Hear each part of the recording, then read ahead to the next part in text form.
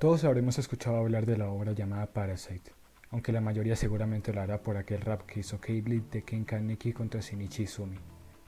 Pero seguramente muy pocos lo habrán visto, y seguramente quienes la vieron no la recordarán muy bien que digamos, lo que me parece algo completamente injusto para una serie de calidad tan buena como esta, pues está marcada por un desarrollo muy sorprendente del protagonista, amén de una visión muy cruda de la naturaleza y de lo que somos nosotros los humanos, unos seres hipócritas que dicen valorar la vida, pero que matan a las demás especies sin tener ningún atisbo de piedad, amén de despreciar a cualquier especie que se encargue de devorarnos únicamente para alimentarse. Parasite es una serie increíble que no tiene el reconocimiento que se merece y que de hecho fue un fracaso comercial en Japón, lo que nos ayuda a darnos una idea de la aceptación y la trascendencia que ha tenido esta obra. Parasite se sitúa en un mundo en donde una especie alienígena invadió al ser humano, tomando uso de sus cuerpos para poder sobrevivir y con la única orden de devorar a la especie que parasiten. Shinichi, nuestro protagonista, evitó que una de esas cosas llegara a su cerebro, por lo que ésta consumió su brazo derecho y se transformó en una especie de híbrido entre los humanos y los parásitos. Para empezar a hablar de esta obra, lo esencial sería comenzar por su protagonista. Lo primero que sabemos de él es que es un joven tímido y cobarde que le tiene miedo hasta a las arañas, pero que al parecer es muy noble e incapaz de lastimar a otro ser vivo. Esta perspectiva nos va a acompañar durante los primeros capítulos de la obra y nos servirá para marcar el pensamiento de la raza humana frente a los parásitos, este último representado por Migi, la criatura que devoró su brazo derecho. Al principio de la obra, Shinichi reacciona con confusión, miedo e incertidumbre hacia ese giro que ha tomado su vida, pues ahora no solo tenía que vivir con una mano parlanchina que tenía Samurai Plus insertados en sus dedos, sino que también sentía el remordimiento de saber que allá afuera existían seres que estaban devorando humanos de manera indiscriminada, mientras que él se quedaba de brazos cruzados siendo el único que realmente podía enfrentarse a ellos. Eso formó en él un sentido de responsabilidad que hizo que siempre que pudiera detener a uno de ellos, lo hiciera a pesar de lo aterrador que le resultaba, cosa que Migi describía como un comportamiento irracional por parte de los humanos. Y es que la primera faceta de Shinichi, la humana, resulta la más creíble, pues es la de un joven que genuinamente no tiene idea de qué hacer ahora, pues es cierto que le temía a los parásitos y no quería morir en sus manos, pero a la vez quería detenerlos. La sola idea de pensar que alguien podía morir por eso que para él eran monstruos era de lo más horrible, y lo obligó a forzarse para evitarlo y enfrentarse a ellos. Este Shinichi comparte esas características de la cobardía, el deseo de vivir y de considerar a esa especie depredadora lo peor que le pudo haber pasado al mundo, con el ya mencionado. Ambos fueron arrastrados por uno de esos seres que devoran humanos y se convirtieron en una mezcla entre ambas especies, y a los dos les cuesta aceptar esto al principio, pero ciertos sucesos en la trama hicieron que lo terminaran aceptando de todas formas. La humanidad de Shinichi es un tema muy recurrente dentro de la obra, y hay un personaje que nos hace dudar muchas veces de esta, que es Satomi Murano, pues desde el inicio de la serie se plantea si aquella persona que está ante ella es el Shinichi que ella conoce, y esto, aunque puede resultar muy molesto para algunos, es un punto y aparte dentro de la obra, pues cuando la humanidad de Shinichi empieza a perderse, es Satomi quien se encarga de hacérnoslo saber.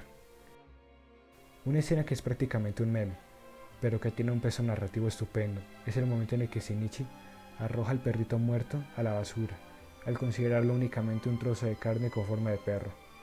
La escena en cuestión, junto con la reacción de Satomi, y la posterior conversación de Shinichi con Migi, argumentando que sí, esa era la manera más racional de haber actuado, pero que era algo que no era propio de Shinichi, sino más propio de un parásito como Migi, nos ayuda a comprender algo que se iba desarrollando desde hace un tiempo. Shinichi estaba dejando de ser humano. La primera vez que comenzamos a sospechar esto fue en el momento de confirmar que su madre estaba muerta, con dos momentos esenciales, al momento de verla y al momento de asesinar al parásito que tomó control de ella. La primera vez, Shinichi sufrió un fuerte shock, pues no podía aceptar que su propia madre se había convertido en eso que él ahora despreciaba, y que estaba acabando con los humanos. Por tal motivo comenzó a divagar, y casi termina siendo asesinado, quedando como recuerdo en él ese agujero al que la serie alude como el símbolo de la humanidad perdida del protagonista.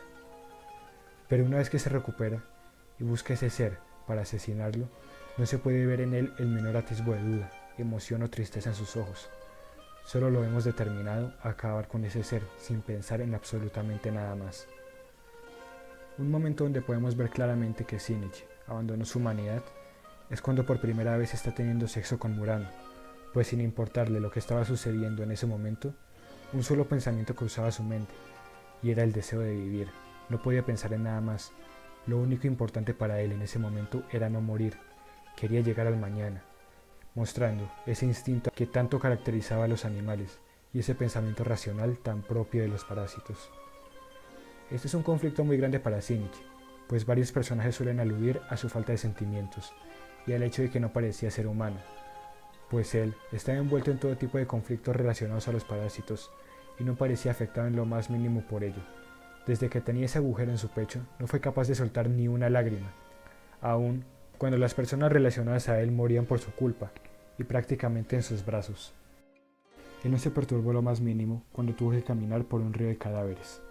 Incluso se acercó a uno para comprobar si era realmente su amiga, mostrando que él era totalmente indiferente a la vida de los demás. Y él nunca soltó ni una lágrima. O eso creíamos.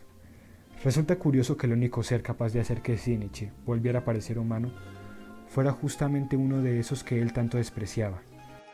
Pues cuando Tamura Reiko le entrega a Shinichi su bebé humano, es un momento glorioso dentro de la serie, pues es el punto en donde culmina el desarrollo de un antagonista que la serie se encargó de mostrarnos que sentía cero empatía hacia los demás, pero que aún así dio su vida para proteger a un bebé humano, un bebé de aquella especie que ella no comprendía, y al que protegiendo manifestaba ese comportamiento irracional que tanto llegó a criticar en los humanos.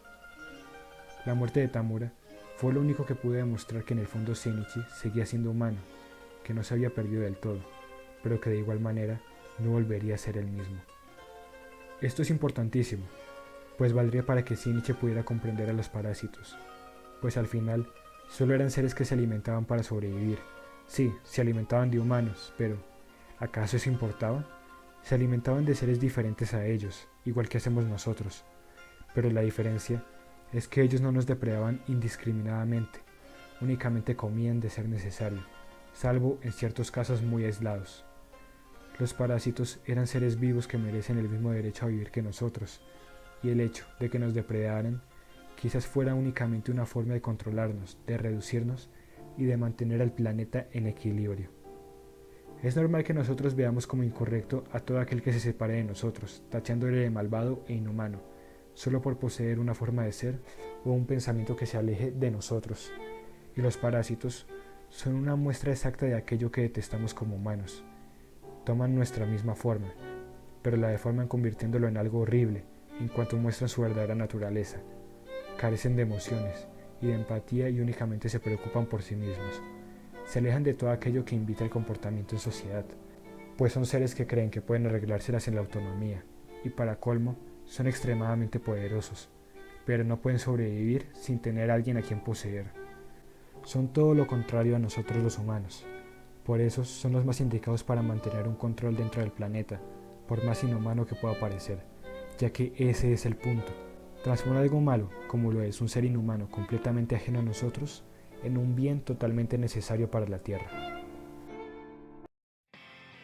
Esta serie tiene muchos momentos perfectos para analizar, tales como la ideología de los parásitos, el desarrollo de la maternidad de Tamura Reiko, o los motivos que llevaron a cierto personaje a colaborar con los parásitos. Y es por eso que considero que está tan infravalorada.